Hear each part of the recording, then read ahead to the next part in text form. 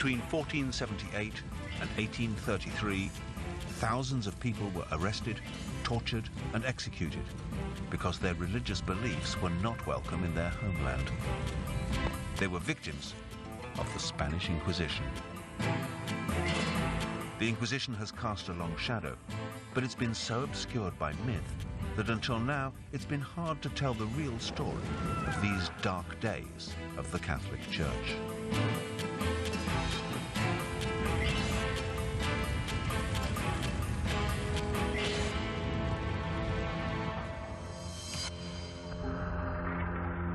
The Spanish Inquisition is remembered as the first and possibly the most terrifying example of the thought police. It was established to rid Spain of heretics. The political and religious leaders of Spain believed that heresy would spread like a disease and prevent them from unifying the population under one flag, one royalty, and most importantly, under one religion. I think the need for the Inquisition in late medieval Spain was a reflection of the fact that there were so many different races and peoples living in this same peninsula. There were Jews, there were Moors, and of course the Christians were always the most important, but at times they felt threatened by the power, the wealth, and the otherness of the other cultures that were living in Iberia at the time. The Inquisition itself was a roving religious court that sought out and punished crimes against God and the Catholic Church. In the process, cleansing Spain of its religious and cultural diversity. It recruited thousands of anonymous informants and shrouded its methods in a cloak of secrecy. Records from the time reveal the atmosphere of fear it generated. Everyone shudders at its very name, as it has supreme authority over property, life, honor, and even the souls of men. Modern academics are re-examining the available evidence and drawing dramatic new conclusions about why the Inquisition began, how it worked, and why it was allowed to last for over 300 years.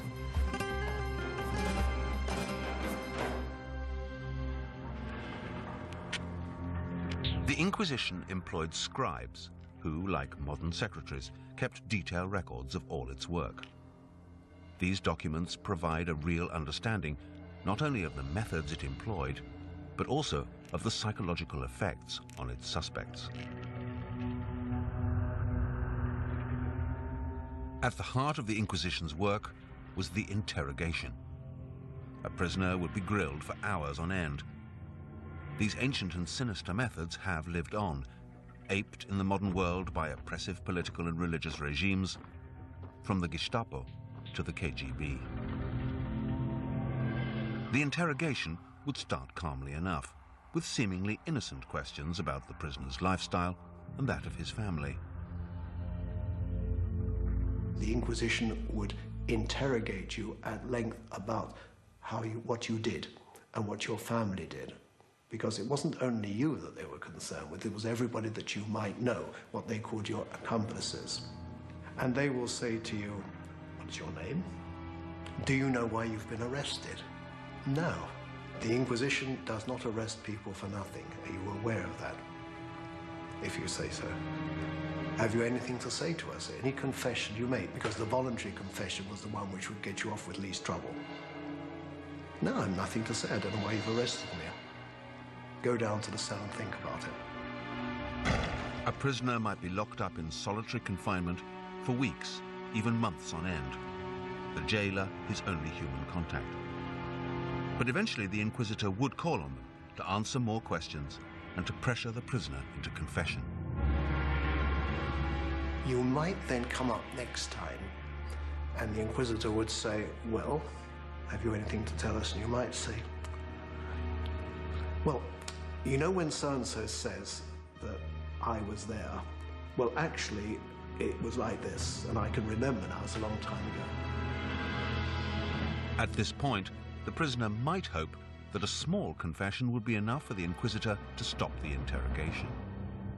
On the contrary, the Inquisition picks away at the scab, or if you like, it pulls the string, and in the end, the psychological pressure, the loneliness, the anxiety about your family, the anxiety about yourself, means that in the end you will probably simply be unable to withstand the pressure, and you'll want to confess. The Inquisition did not hurry its justice. Some trials and interrogations lasted years, during which the prisoners languished in jail.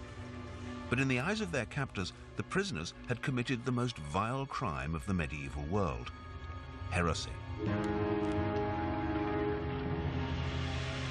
It's unfamiliar to us now, but in those days, heresy, to question the word of God as written in the Bible, was a very serious crime, in many ways worse than murder. A murderer could at least be forgiven, and his soul could ascend to heaven. But an unrepentant heretic was on a one-way journey to hell. Heresy, believing things that the church said were untrue, heresy imperiled your soul.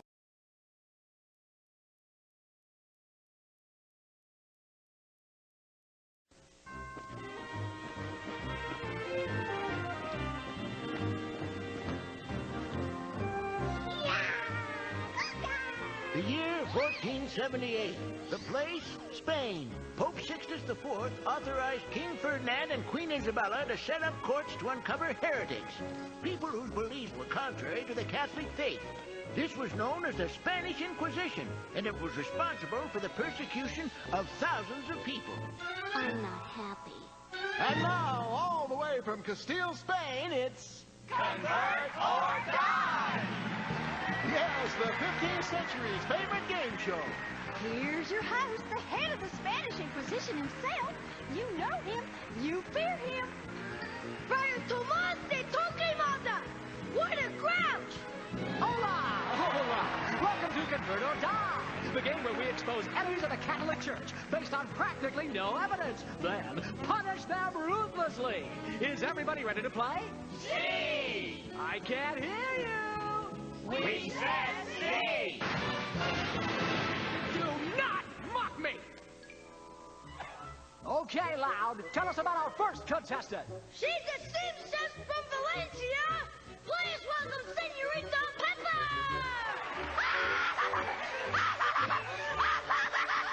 Buenos dias, Senorita Pepper. Nothing to be nervous about. So tell me, are you a Catholic or a filthy heretic? Alex, I'll take movie stars for 400. She's lying! You see, Pepper, as head of the Spanish Inquisition, it's my job to make sure that Spain is completely Catholic, which means all the people with yucky religions have to... Convert or die! Okay, Pep, what'll it be? Will you A, renounce your religion and convert to Catholicism today, or B, keep your religion and suffer horrible punishment in our very, very stinky prison until you relent? Take the card! Choose door number 1. Take Charlie Reaper to blow. 10 seconds. They're both such good choices. 5 seconds. Can I buy a vowel? No! I'm sorry, Pepper. You lose, but here's your lovely consolation prize. Lucky Bob, throw her in the dungeon and confiscate all her worldly belongings. Is that good? Yes, now.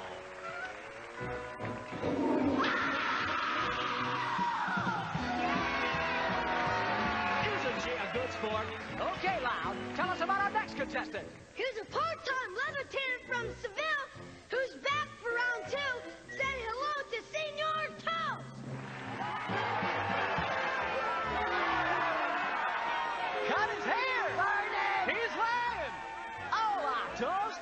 Toast, last week you wisely converted to Catholicism to advance to the next round. Are you ready for round 2? I'm ready, Torquemada, dude. Then bring on the Wheel of Torture! Say what?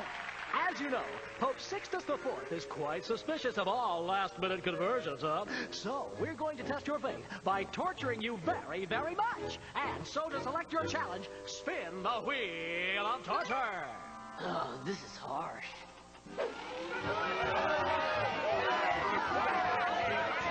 I picked you! Choose door number 1. Take Charlie Reaper to blow. Oh, the rag! That's gonna leave a mark. Bummer. While Toast is settling in, Misinformación, tell everyone in the audience how they can get in touch with us. Thank you. If any of you has a friend or relative who's been unfaithful to the Catholic Church and should be punished, write us at Convert or Die, care of the Spanish Inquisition, 1520 Hollyhock Lane, Spain. Comfy? Negatory. Good. Now, Toast, we've surveyed your closest friends and got them to tell us about the single most terrible heresy you've committed. Like, what's a heresy? A heresy is an opinion or doctrine that goes against established religious beliefs. Got it? Got it. Good. All right, you have 20 seconds to confess this heinous crime. Ready? Ready, Torquemada. Okay, start the clock. And confess! I ate meat on a day of abstinence. Worse than that, confess! Oh, I cooked a turnip that resembled the Pope. Even worse, confess! Ah! I watered my lawn during a drought alert. Worse still, confess! Ah! Oh, I looked at my teacher with intense hatred. Who hasn't? I'm sorry, you're out of time. The correct answer was, I have read books forbidden by the Catholic Church and am a big, stinky heretic. That's too bad, but no one goes away from Convert or Die empty-handed. Tell him what he's won. Toast, your imprisonment will whiz by when you play the Convert or Die home game with your fellow inmates. From Glimco, batteries not invented. Thanks for joining us, and remember, the next time you commit a mortal sin against the Church, don't be surprised if someone comes up to you and says, Convert or Die! Bye-bye, everybody!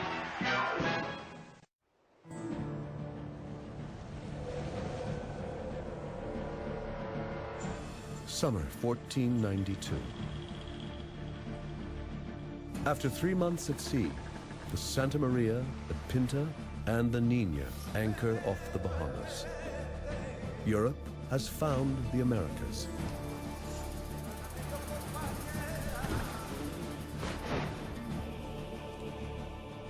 Next comes conquest and colonization by settlers who remake America in their image.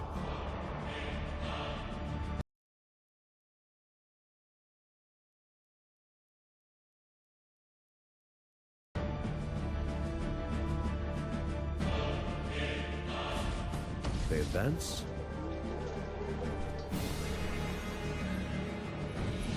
and destroy. But there is another story about the animals and plants they bring here.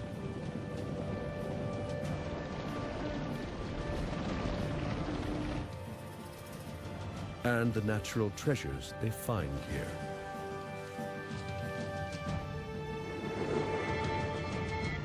And how the Americas are completely transformed. It all began 500 years ago.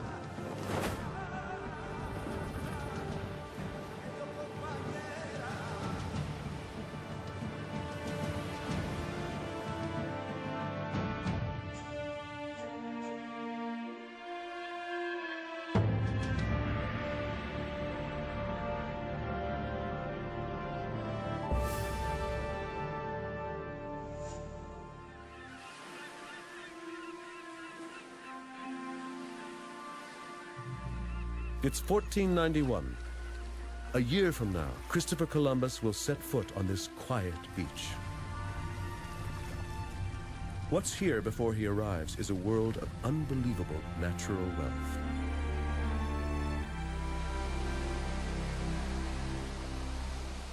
Two vast continents teeming with life.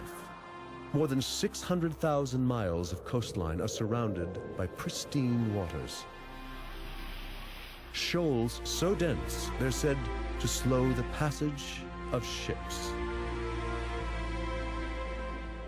Countless species number in the tens of millions. Inland from the Atlantic shores, great forests stretch in every direction. This new world is a land of stark contrasts.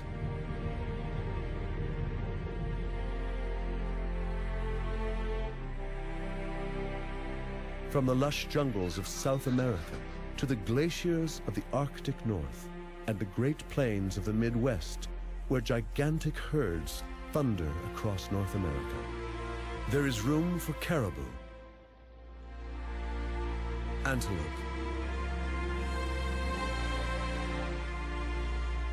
bison, and the giant grizzly.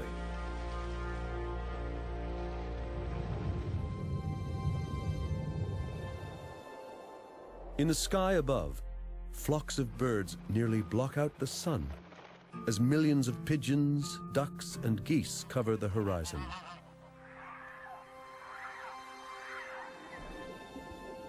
No one in Europe has dared imagine the magnificent bounty that exists on the other side of the Atlantic Ocean.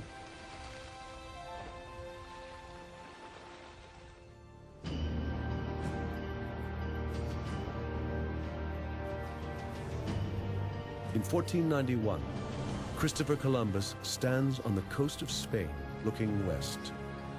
He dreams of leading an expedition to find a new trade route to Asia.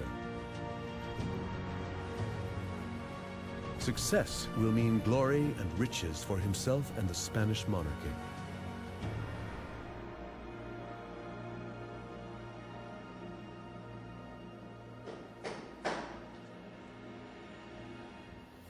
In Europe, the nobles have grown wealthy by trading with the East. Spices and gold, gemstones and silk are the most lucrative goods. But Europeans have lost the Silk Road to the Turks, and foreign trade is in decline. The wealth of kings is in danger. Isabella, Queen of Spain, is desperate to find new routes to India, and she has a plan. Isabella is the most powerful woman in Europe, a continent of expanding horizons filled with competitive and inventive souls. For 500 years, they have been building castles, palaces, and centers of trade. Kings and popes have raised armies to fight each other and their enemies on Europe's borders. Nowhere else are rivalries so intense, gold fevers so widespread, religious fervor and business expertise as tightly wound as in Europe in 1491. Ideas are moving forward. Curiosity and the thirst for power pushes Europe's limits.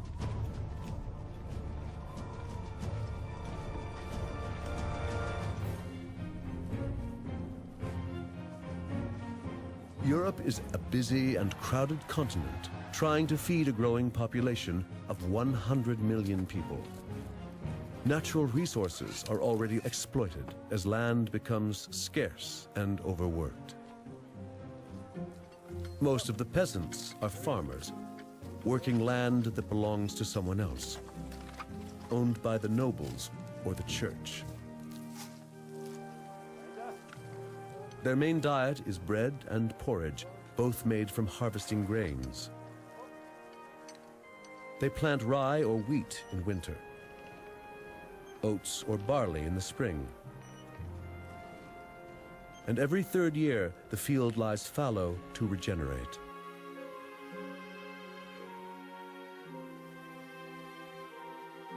They've learned to harness water and wind for power.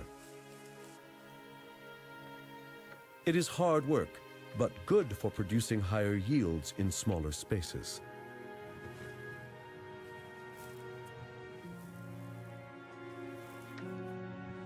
This agricultural revolution allows the European population to grow.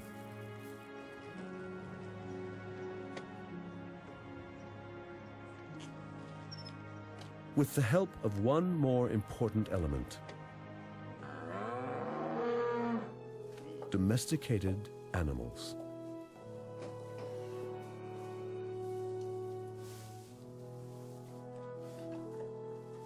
Horses pull plows. Cattle provide meat, fur, and hides. The pig is a main source of meat and leather.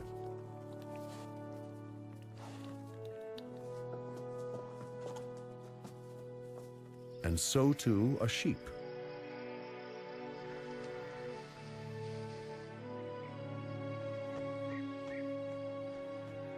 And mules can pull a cart. Cows also give them milk, butter, and cheese.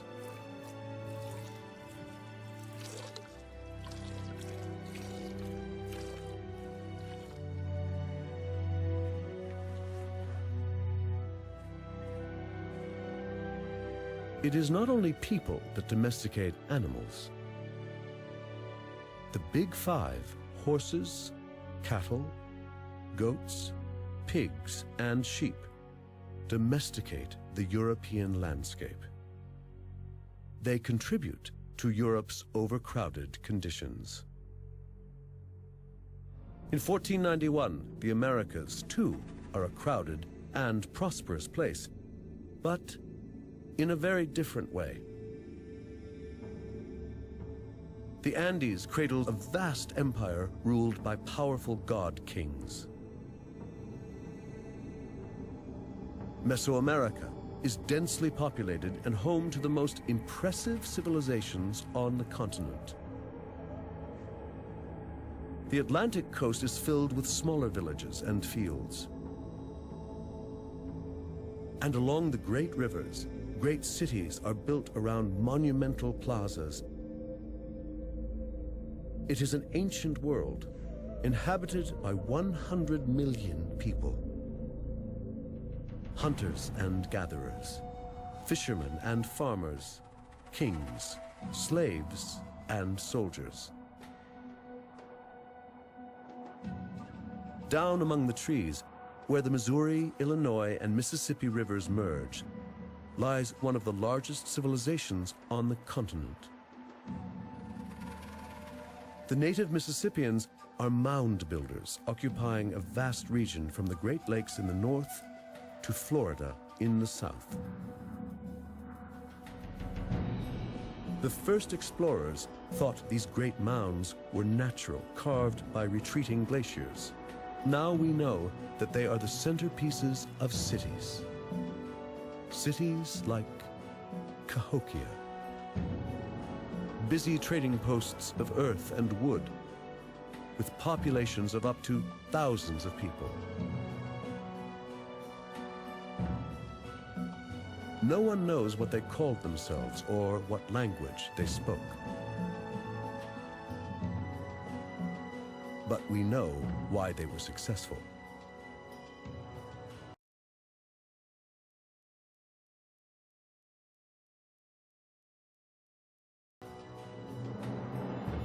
These Mississippians are farmers. Their staple crop is fuel for the ever-growing population. It is a plant native to the Americas, unknown to the rest of the world.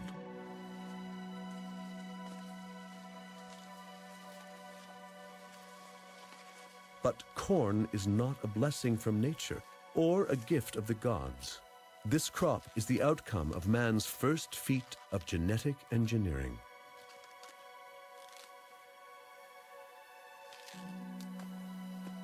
Once they learned how to grow it, they could stay in one place.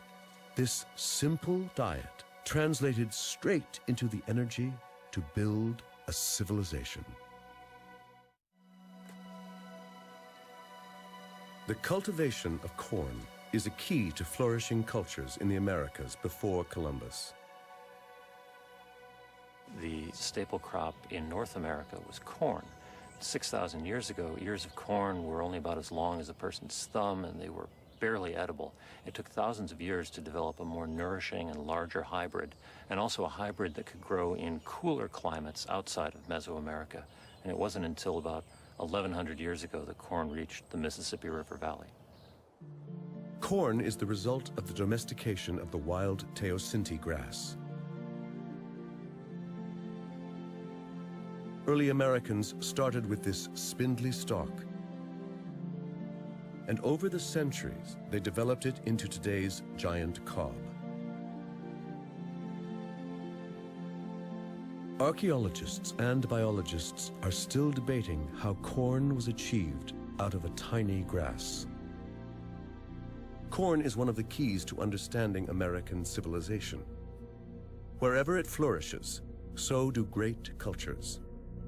Yet the greatest American empire of them all is found where corn cannot grow, high in the Andes.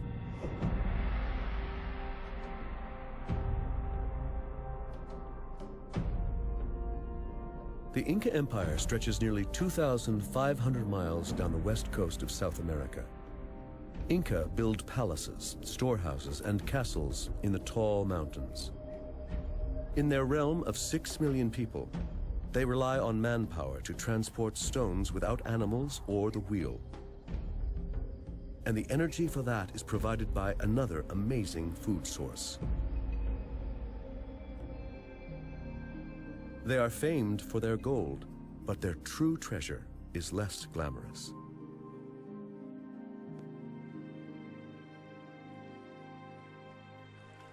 A tuber native to the Americas and unknown in Europe. Cultivated here some 8,000 years ago in the region around Lake Titicaca, in today's Peru and Bolivia, 12,500 feet up. What is now a staple food in Europe was an American invention.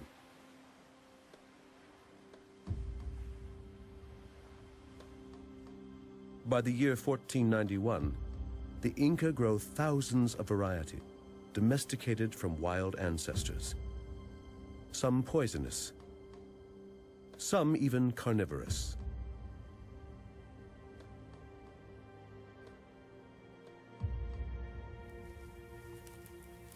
They preserved the tuber by mashing them into a substance called chuño. After harvest, potatoes are spread on straw and left out to freeze at night. During the day, they are exposed to the sun. Trampling them eliminates water and allows them to dry.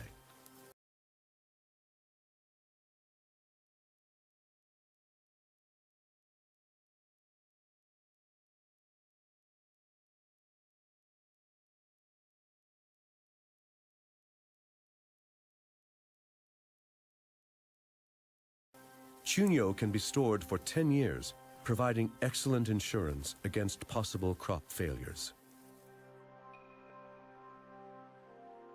The Inca carve step-like terraces into the mountainsides to stop the soil eroding and create a flat surface for their crops. Terraces absorb more sunlight than steep slopes, so potatoes can grow at the highest altitudes.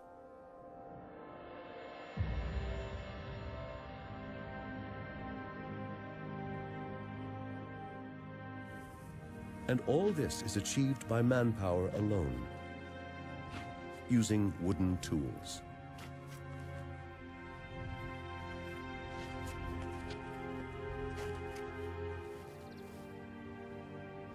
In North and South America, in 1491, farmers grow corn and potatoes to feed their people.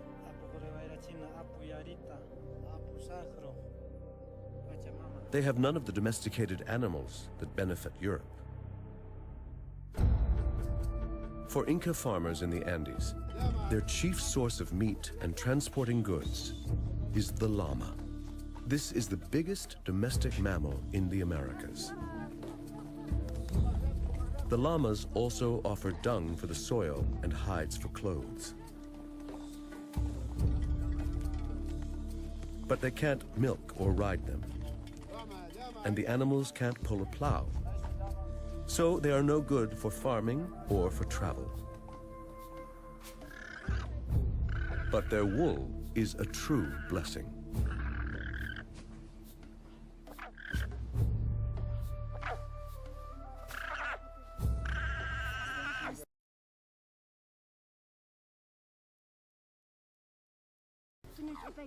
It is warmer and lighter than sheep's wool, and produces a greater yield.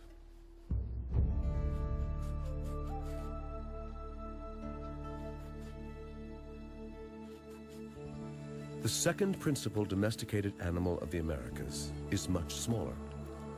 For the Aztecs, the turkey is vital. Even today, for their descendants in Mexico and Guatemala, the turkey is so important that they dedicate 2 religious festivals to it.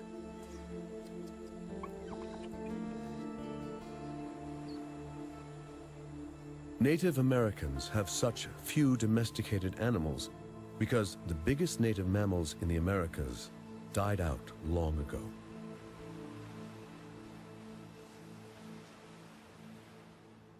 At the end of the last ice age, the megafauna in the Americas, the giant bison and the mastodons, went extinct.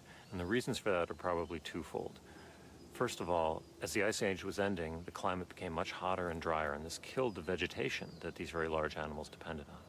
Secondly, the arrival of hunters into North America, crossed over the Bering Strait land bridge from Asia, coincided with the extinction of these animals. And very likely these hunters went after these large animals who were slow and had a lot of meat. And what this left in North America were animals such as bison, deer, and antelope that are not suited to domestication. In 1491, Native American tribes hunt wild animals to survive. But the village dwellers in the forests of the Northeast and nomads on the plains developed methods to guarantee their meat supply. They can't domesticate these animals, so they find a way of making their prey come to them.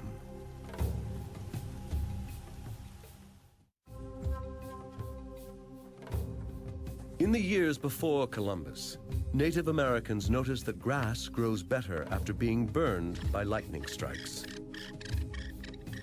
So they start to burn the prairies and plains themselves. Many tribes use this technique, including the Sioux, Cheyenne, Comanche, Shoshone, and the Blackfeet. America in 1492 was not a pristine wilderness. That's a romantic myth. It was in many ways a managed landscape. Natives regularly burned the forests and the prairie in order to attract game. Not only does burning create lush grassland, it keeps the forest open and makes hunting easier.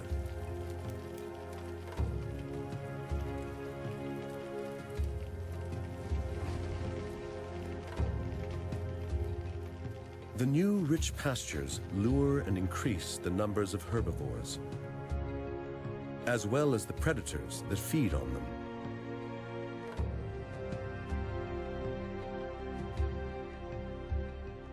They domesticate the land in order to attract wild animals.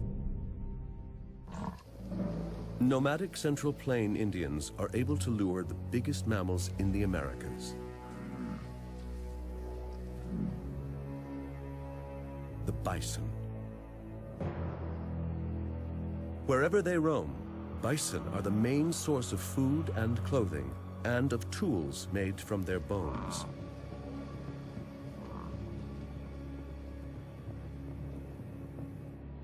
But still, the bison thrive.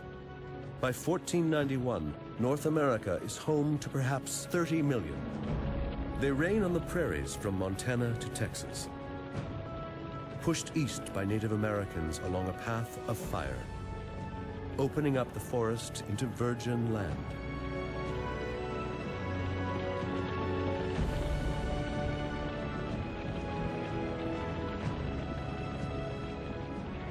The bison gain a new habitat, far beyond their original range.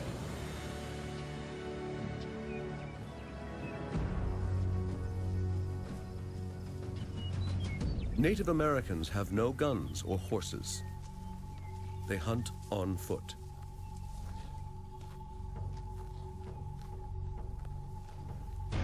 They dress in hides to get as close as possible, and hunt with the bow and arrow or spears, all made of wood and leather, bone and stone.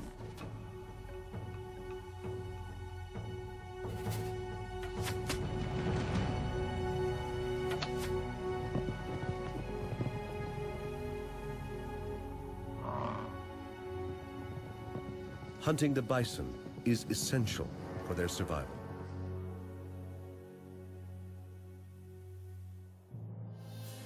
In Europe, hunting is no longer about survival. Noblemen hunt for sport, for pleasure and prestige.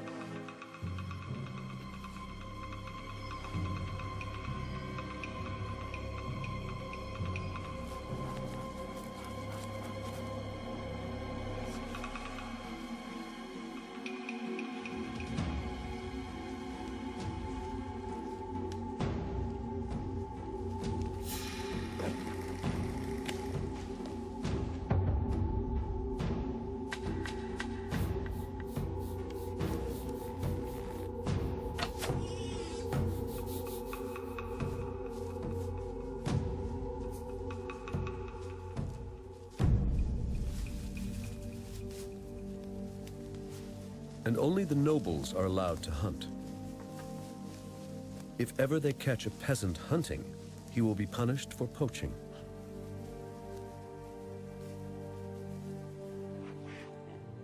Unlike in America, there's no room here for an abundance of wildlife, for endless herds. European castles, cathedrals, monasteries, and churches consume entire forests in Germany, France, Italy, Spain, and England.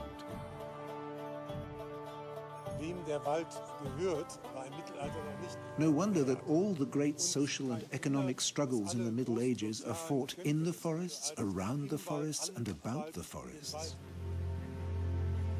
In this competition for timber, those who have money make the rules, and the money is now in the cities.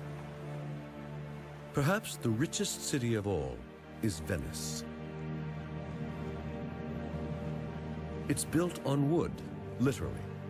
Piles sunk into the mud to create the platform on which the great stone facades can float. But behind all this is commerce and a great maritime republic.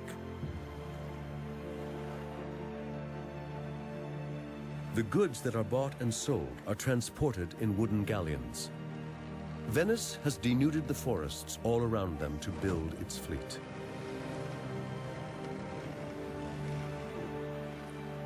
The city's demand is insatiable, and they start to deplete the Alps. Spruce for masts, larch for planking, elm for capstans, walnut for rudders, and most importantly, oak for hulls. When that is not enough, they cut a swath across Europe all the way to the Baltic.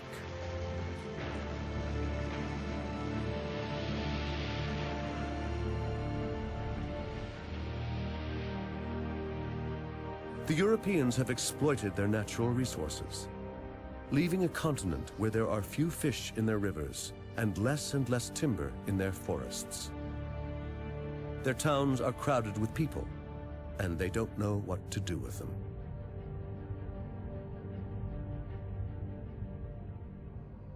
Rivalries between princes and kings have grown intense. Religious fervor, curiosity, and greed are widespread in 1491. And there is a constant hunger for new ideas. The printing press is invented. Books and ideas spread.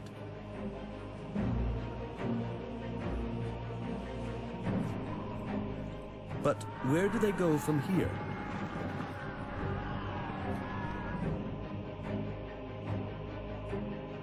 Where can all this raw energy be channeled?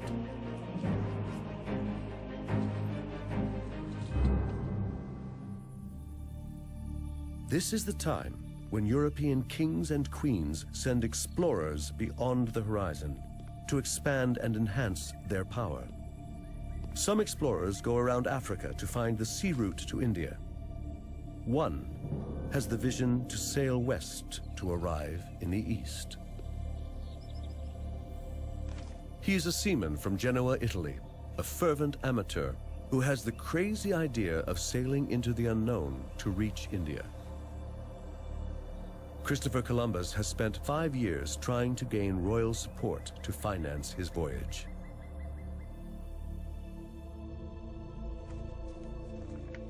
Isabella, Queen of Spain, finally agrees. What does the Spanish crown have to lose? It doesn't cost much to finance 3 ships. Spain has so much to gain from a shortcut to India. Treasures, trade, and land.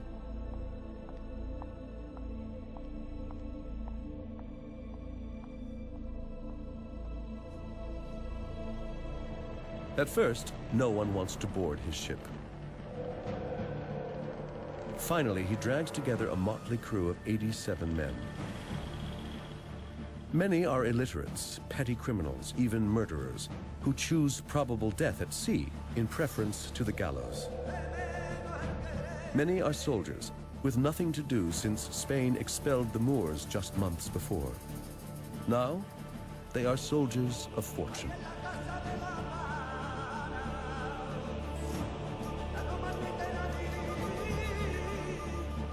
With his band of desperados, Christopher Columbus sets sail from the port of Seville. It is the summer of 1492. He promises the Queen that his expedition will be a success. And in a matter of weeks, he will change the course of history.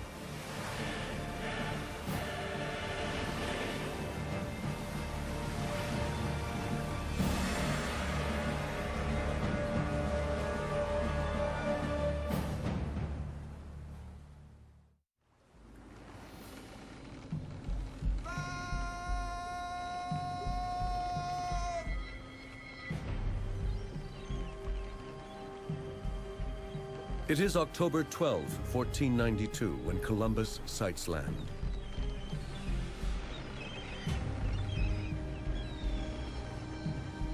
I saw neither sheep, nor goats, nor any other beast.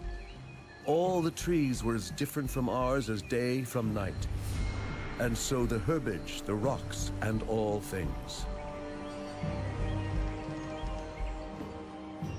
3 Spanish ships sail west for 3 months in search of India. Then finally they arrive, 87 men, among them conquistadors, pig farmers, murderers. But this is not Asia. It is an island in the Caribbean. They have no idea that they have come to a new world.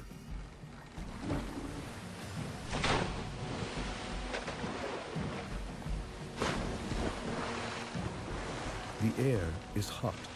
The water is warm. They have survived the voyage and have found land for the Spanish crown and in the name of God. They are exhausted, tired, but thankful.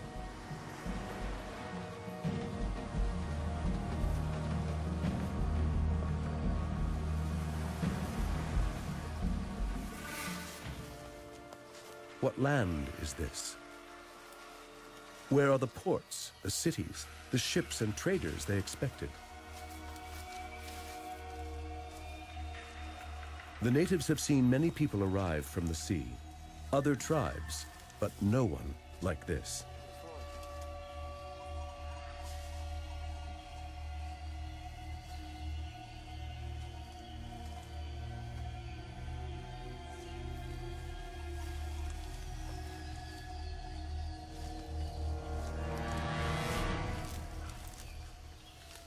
Cintak wa alok, suku analok berat, hakape alok uci.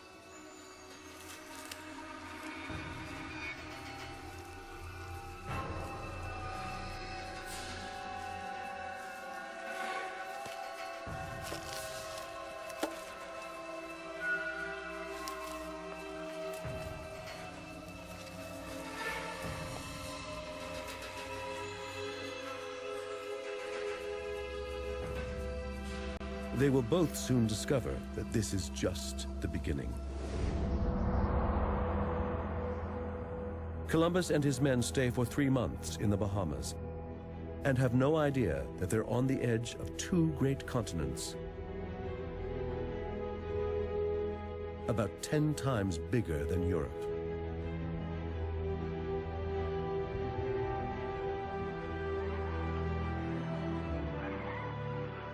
From the tropical seas to the arid deserts,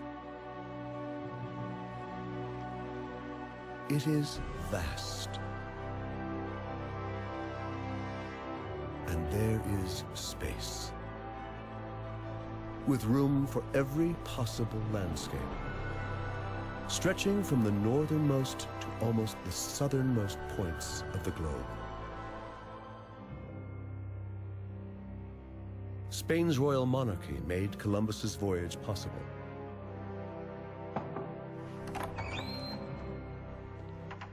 It is 1493, and they've waited eagerly for 7 months to learn of his discoveries. Upon his return, he delivers the news in a report to Queen Isabella.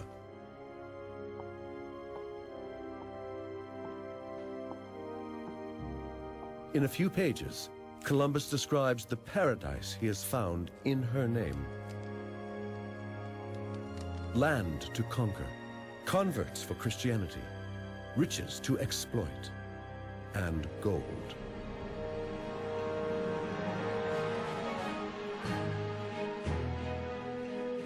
In Europe, no news stays local for long.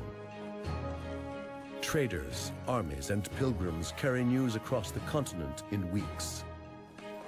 Columbus's letter is translated, copied, and becomes a bestseller. Now many Europeans are aching for their share of the treasures. A few months later, in Spain, men are moving towards the ports of the Atlantic and the Mediterranean.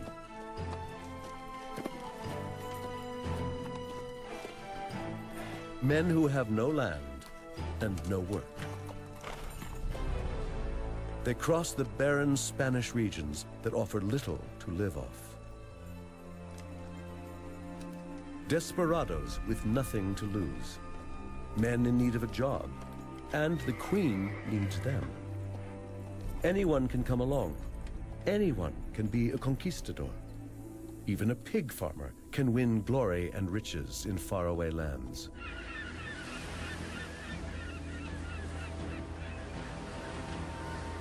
In 1493, 17 ships arrived in the New World on an island in the Caribbean Sea, carrying 1,200 Spaniards. Columbus's second voyage begins a stampede of Spanish exploration and conquest. Some will go south, some to the Andes, some along the Mississippi. It is the conquest of the Americas. Driven by greed, carrying weapons, and with one animal that does not exist on this continent. With the horse, the Spanish are able to annihilate whole empires in just a few decades. Within 40 years, the Inca in the Andes fall to Pizarro.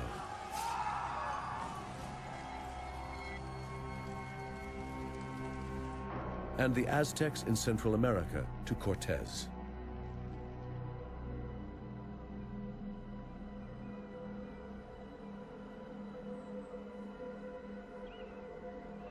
Where there were towns and cities inhabited by millions of people, the Spaniards leave only ruins.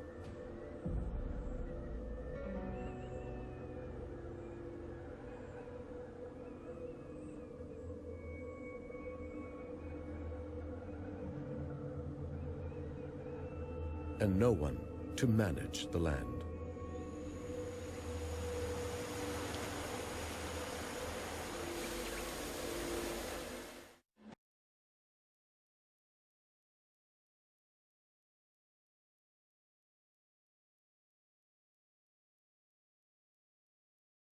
Children in the United States learn that Christopher Columbus discovered America in 1492. But since there were already millions of people living on the American continents when he arrived, what is Columbus's real importance in history? This video will show what really happened during his voyages between two worlds and how they helped shape the world we know today. In 1451, Columbus was born in the Republic of Genoa. There he began his sailing career, but in 1477 he was hired as a merchant mariner for King John II of Portugal. Portugal was gaining power on the seas, colonizing Atlantic islands and establishing trade with African kingdoms. By the 1480s, they found out the Indian Ocean was on the other side of Africa. This discovery gave them a fast and cheap trade route to the rich goods of Asia. During Portugal's rise in power, a group of European scholars thought the Earth was smaller than what was previously believed. This meant one could reach Asia by sailing west. Because of the newly invented printing press, Columbus read about these recent theories and was enthralled with the idea of sailing west for riches. He tried to get funding for an expedition from Portugal, but King John didn't believe in the small Earth theory. He then tried in France, England, and Spain with no luck until 1492 when the Spanish sovereigns, Ferdinand and Isabella, decided to help fund 3 ships for a voyage. They saw Columbus as a means to compete against Portugal's success. The Niña, Pinta, and Santa Maria set sail on August 3, 1492. After a stop on Gran Canary, the rest of the trip took 5 weeks. On October 12th, land was spotted. It was an island, and at dawn Columbus went ashore. Because he believed in the small Earth theory, Columbus thought he was near Japan. He called the natives of this island Indians because India was what many Europeans called Asia at the time, but the natives were really called the Taino. Trade began between the two parties, but it was clear that the Taino did not possess the fabled riches of East Asia. However, some of them wore gold as jewelry. Columbus was hungry for gold to bring back to Spain. He wandered around searching for a large amount of gold until the Santa Maria crashed into a reef on Hispaniola. Columbus left 39 men at the site to build a colony. He promised he would return for them and sailed back to Spain. When he arrived in Europe, Columbus was famous. He had sailed into the unknown and returned to tell the tale. He brought back many things to show the Spanish king and queen, including Tainos he had kidnapped. But he did not bring enough gold, so Ferdinand and Isabella equipped Columbus with 17 ships for his second voyage, and named him governor of all the lands he discovered. Columbus was an excellent sailor. He found his way back to Hispaniola using his own keen navigation skills, and kept the coordinates of his route a secret. When the fleet arrived at Hispaniola, they found out that the 39 men who were left there to build a colony had been killed by a local chief. They also found out the same chief had lots of gold on his land. Columbus led a crew into his territory and found a gold quarry. The chief was angered by the arrogance of these invaders, and soon fighting broke out. To intimidate the chief, Columbus captured 3 of his captains and beheaded them in public. This enraged the Tainos and disturbed many of the Spanish. To make things worse, there was soon no gold left to mine. Columbus sent letters back to Spain on a ship and exaggerated the amount of gold that was found. To produce more profit for the king and queen, Columbus suggested starting a slave trade. Without waiting for a response, he seized over 500 natives and sent them to Spain. Most of the remaining natives fought against this injustice, so Columbus unleashed terror on them. Once defeated, they were forced to pay tributes of gold to the Spanish. It was worse than slavery. People who didn't find enough were punished brutally. Forced to constantly look for gold, the Taino could not farm their lands anymore.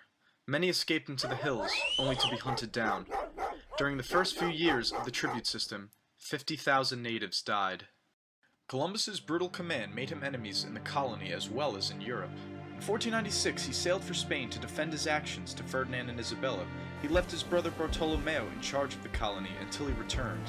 The king and queen listened to his defense and allowed him to return to Hispaniola in 1498. By now, the colony was a disaster. Bartolomeo was just as bad at governing as his brother was, if not worse. A rebellion had begun among the Spanish, and soon the king and queen sent a royal investigator to assess the situation. He put the Columbus brothers on trial. They were found guilty of numerous crimes against both the Spanish and the natives. The brothers were arrested and sent back to Spain. Christopher Columbus was no longer in charge of the New World. Now old and humbled, he was allowed one last voyage across the ocean, but he was not permitted to return to Hispaniola. He explored the Caribbean for 2 years before sailing back to Spain, where he died in 1506. We have learned that Columbus was ambitious, intelligent, and courageous, but he was no hero. His exploits in the colony were disasters for the native inhabitants, and their way of life was destroyed by his actions as governor. But his efforts led Europe to dominate the world through colonization and the expansion of kingdoms into empires. If Columbus did not succeed, someone else would have. But since his journey was the first to establish a link between the old world and the new, his name is remembered.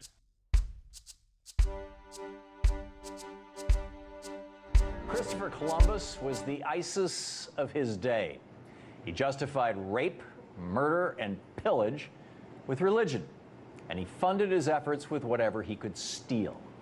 Today, while millions across America are celebrating Columbus Day, the city of Seattle is celebrating Indigenous Peoples Day.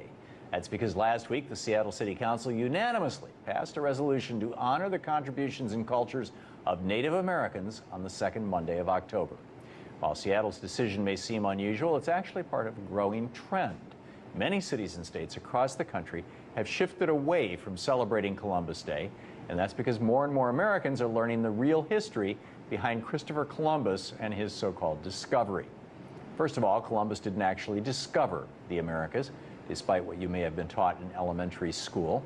Thanks to archaeological evidence, we now know that there were many other groups from Europe who traveled to the Americas long before Columbus did.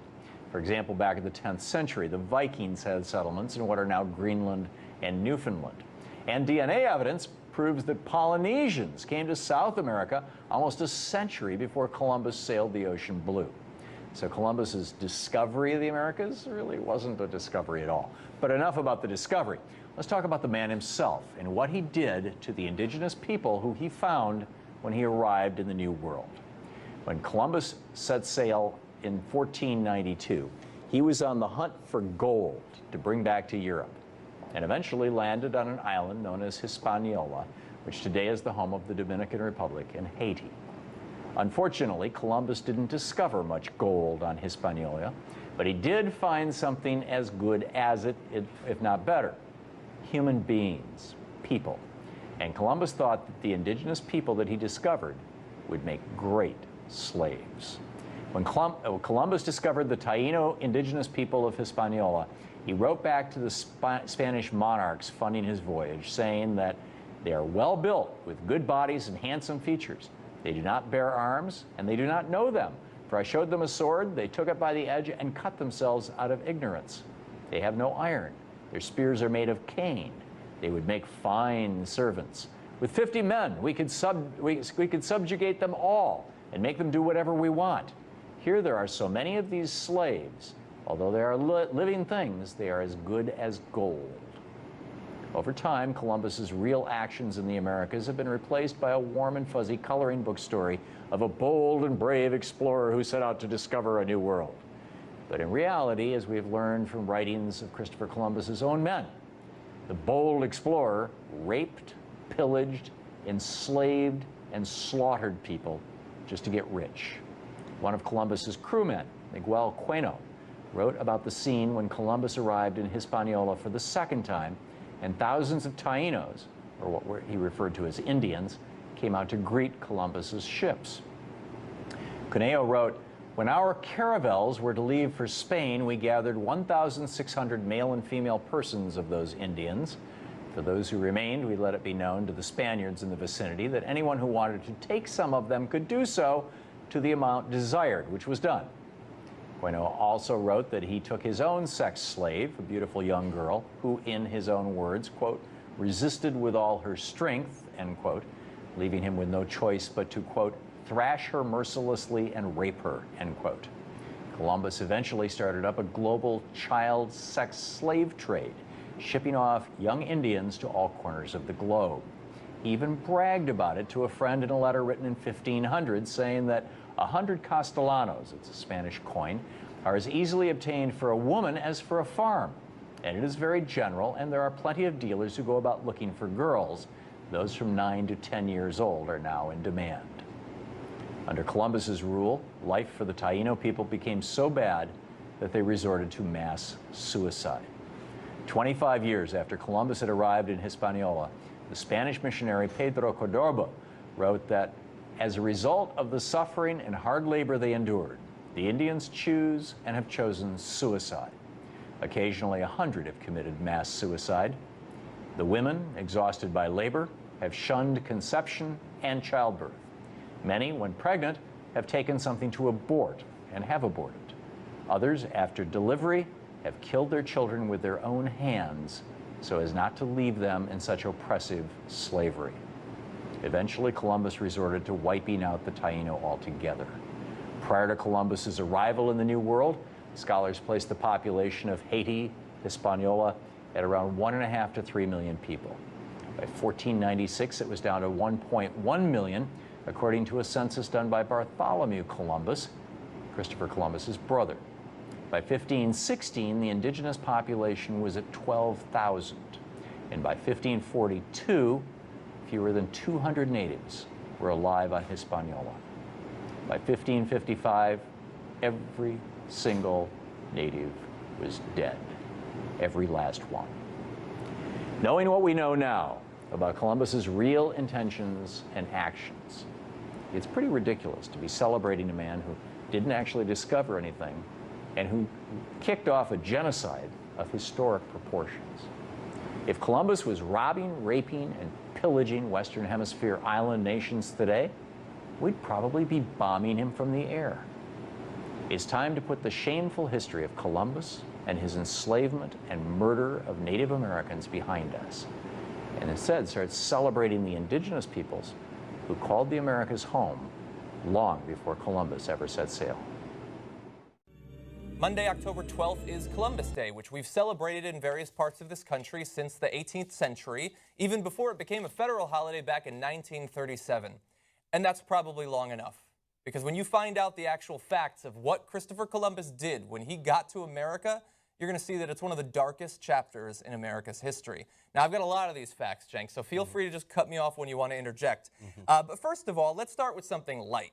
Columbus initiated the transatlantic slave trade in early February 1494, first sending several dozen enslaved Tainos, these are the native people of the island that he landed on, to Spain. Columbus described those he enslaved as well-made and of good intelligence. He ordered 1,600 of them rounded up and had 550 of the best males and females, according to one witness, Michel de Cuneo, chained and sent as slaves to Spain.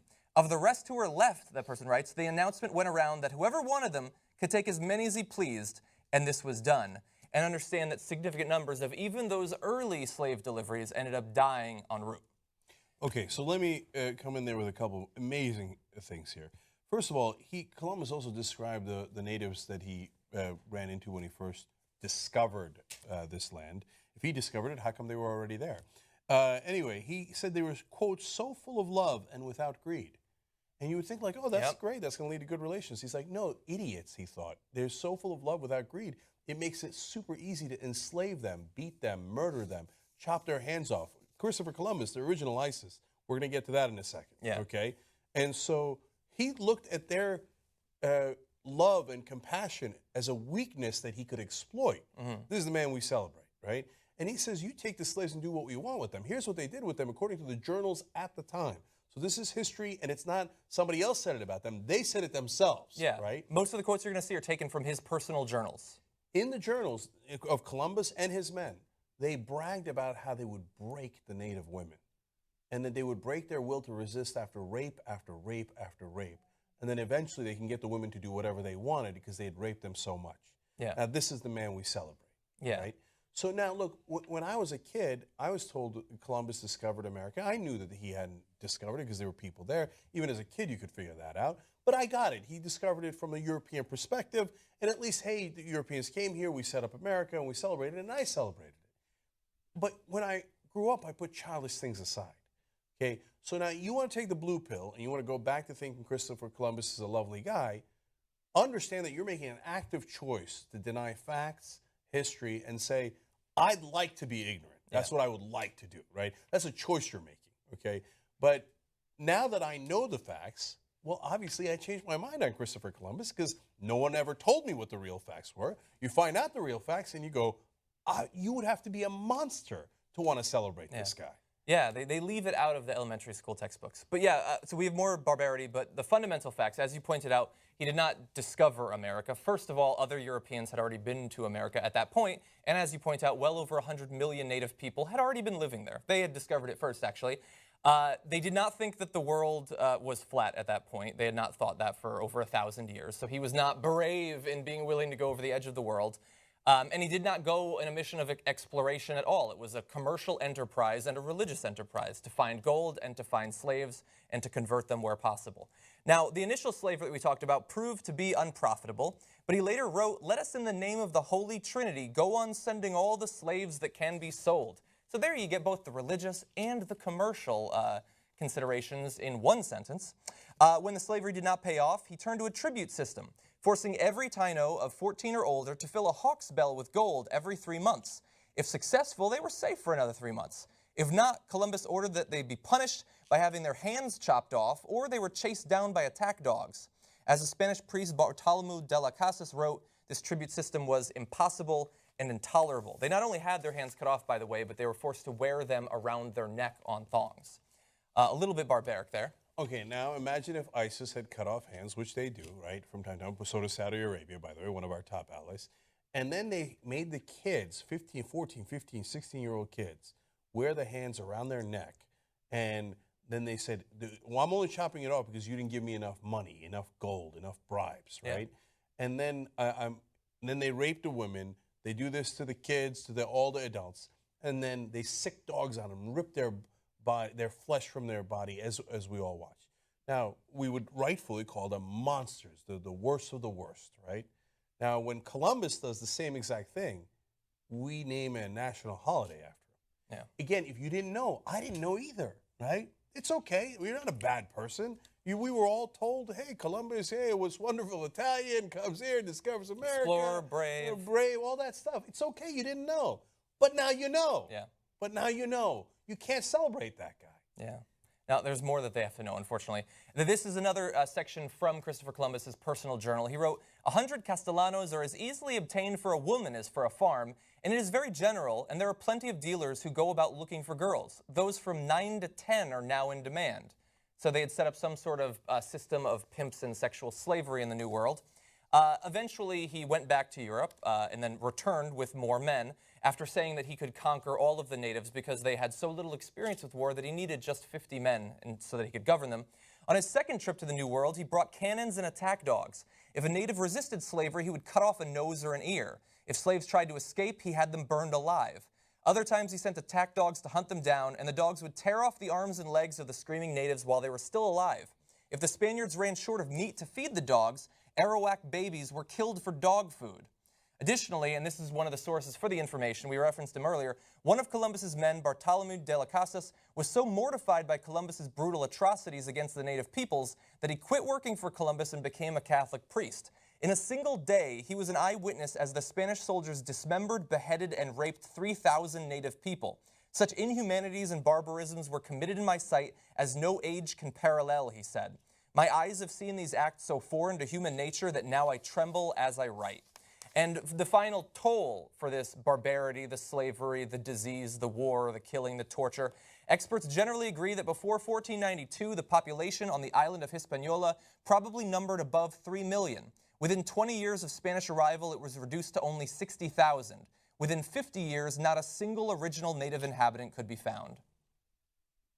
Wow. Millions were killed as a result of the exploration, the discovery. Wow. And that's on one island, by the way. This was then spread throughout the region. If that's not terrorism, what in the world is, right? I mean, that terrorism is so thorough, is after all the rapes and the beheadings and setting people on fire, they kill at first nearly everyone, and then eventually everyone. They kill everyone they see, okay? It's one thing to be ignorant, and that's actually something that plagues us all. We're all ignorant of different things, you know? I don't know particle physics, right?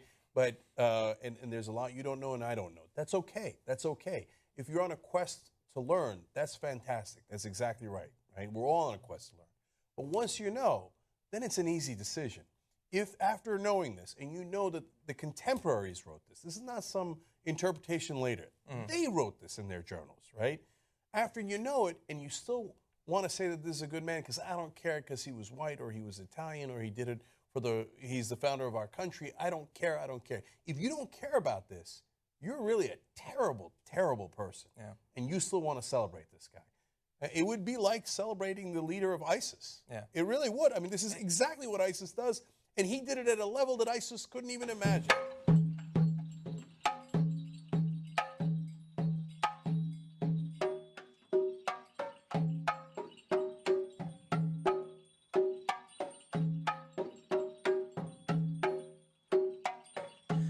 All the following quotes are taken from the book, A Short Account of the Destruction of the Indies, written in 1542 by Bartolomé de las Casas, 16th century Spanish Dominican priest who settled in the New World, sailed on one of Christopher Columbus's voyages, transcribed Christopher Columbus's diary, and accompanied Diego Velázquez during the conquest of Cuba. It all began with the Europeans taking native women and children, both as servants and to satisfy their own base appetites. The Spanish fell like ravening wolves upon the fold, or like tigers and savage lions who have not eaten meat for days. I saw with my own eyes how the Spaniards burned countless local inhabitants alive, or hacked them to pieces, or devised novel ways of torturing them to death, enslaving those they took alive. This commander caused 4,500 of them to be branded as common slaves, He did not make any difference between men and women, taking and branding even the children from 1 to 5 years of age, some of them still unweaned. They grabbed suckling infants by the feet and ripping them from their mother's breast, dashed them headlong against the rocks.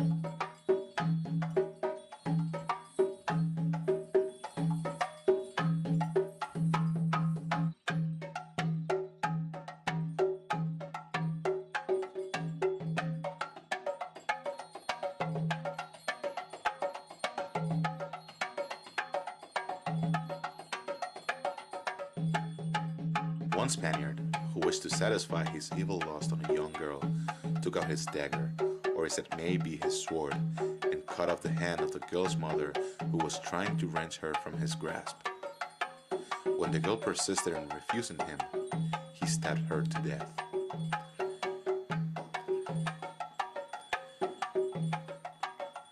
The soldiers stuck their swords into the guts of the women and the young girls, massacring every single one of them.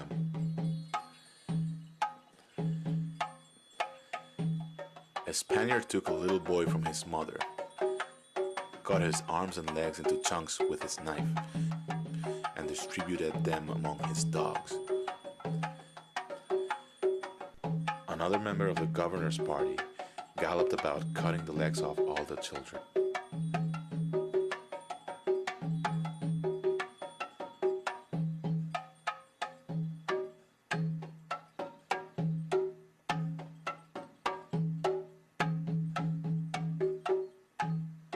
They spared no one, erecting especially white gibbets on which they could string their victims up with their feet just off the ground and then burn them alive, 13 at a time, in honor of our Savior and the 12 apostles.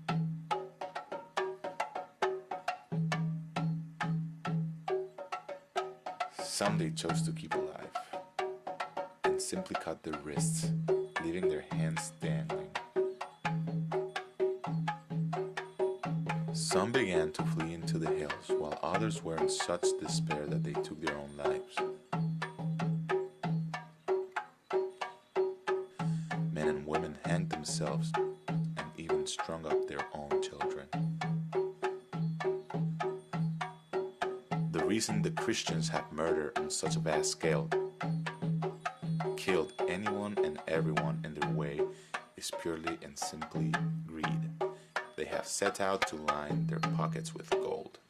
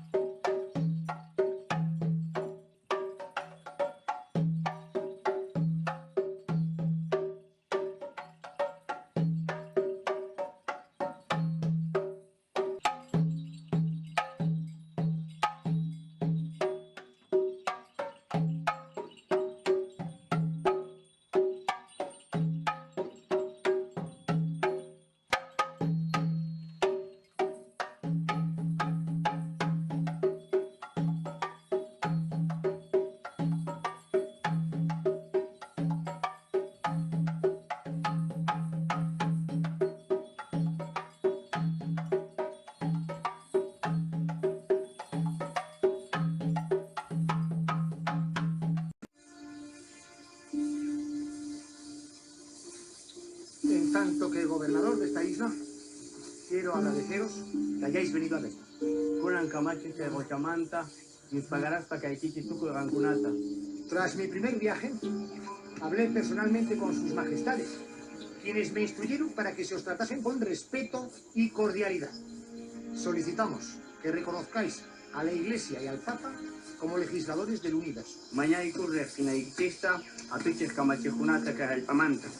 a la vez que aceptéis al rey y a la reina de España como legisladores de estas tierras.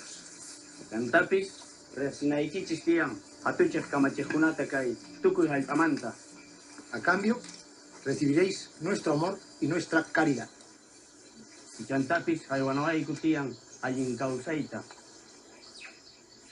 Si no queremos, capitán, si no, os haremos esclavos y dispondremos de vosotros a voluntad.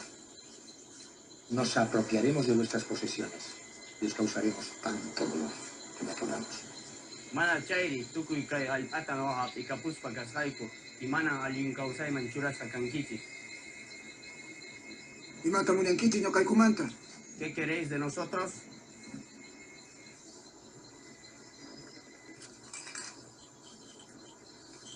Impuestos. Olgeta munanku. Todo indio mayor de 14 años tendrá que llenar un cascabel. Tukui no ganchis. Chuncatawai guatamanta pataman. Puntachinanchis tian. ¿Y Maua? ¿Qué ha dicho? ¿Con qué? Con oro. Toma. Oriban puntachinanchis tanin. No es muy grande. Mana hatuncho. Capitán.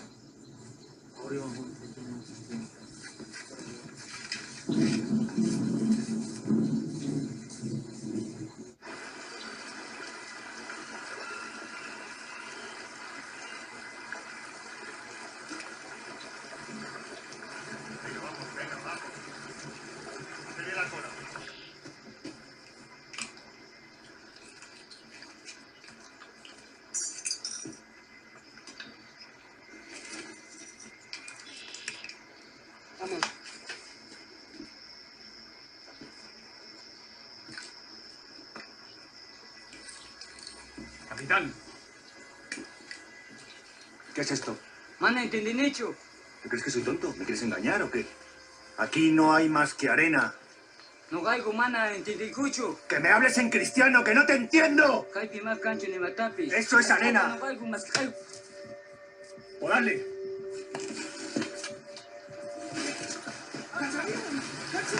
Vamos,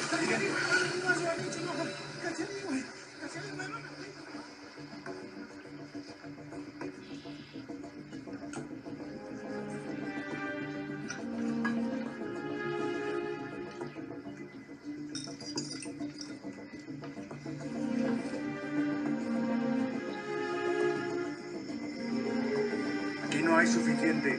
Mancancho. No hay suficiente. Mana, ¿entendí quicho? Mucha arena. Mancancho.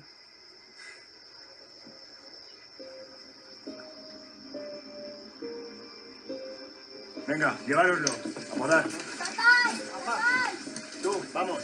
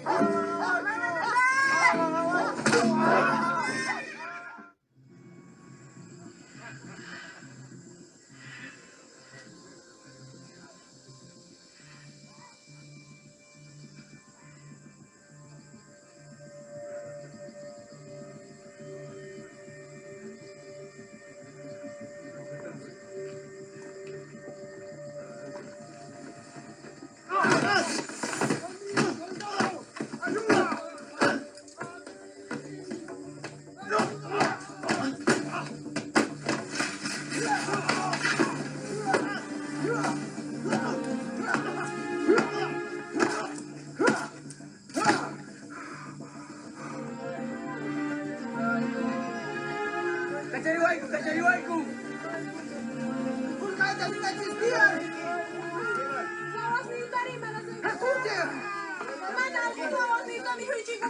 ¡Haku!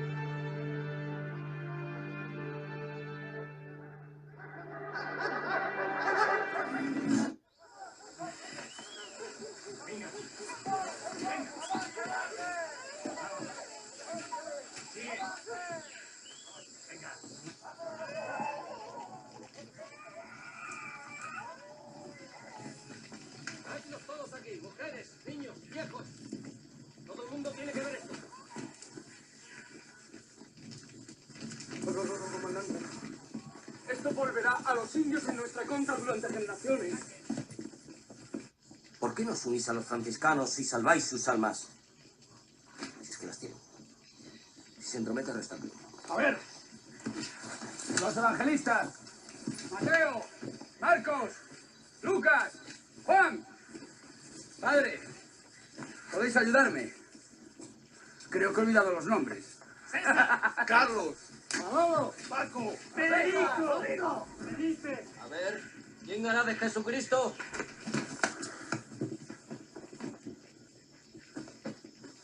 Te bautizaré y obtendrás la gloria y la paz en el cielo, de lo contrario sufrirás un tormento eterno en el infierno.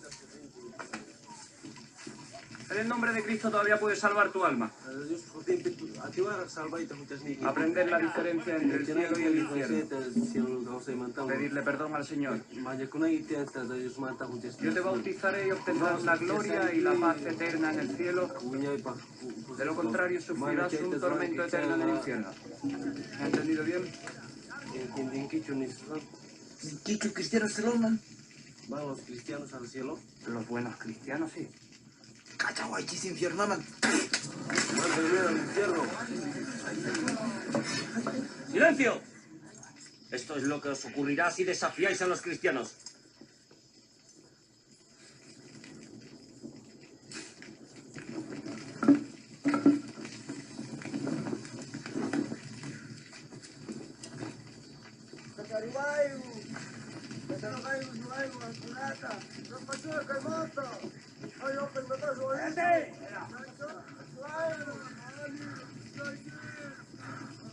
Technical Kisei, Chantapistaini, Abuki Chesta, Agudos Kardai Chesta, Technical Kisei, Chantapistaini Chesta, Agudos Kardai Chesta, Chantapistaini Abuki Chesta, Agudos. ¿Qué dicen? Oh desprecio, desprecio a vuestro Dios, desprecio vuestra codicia.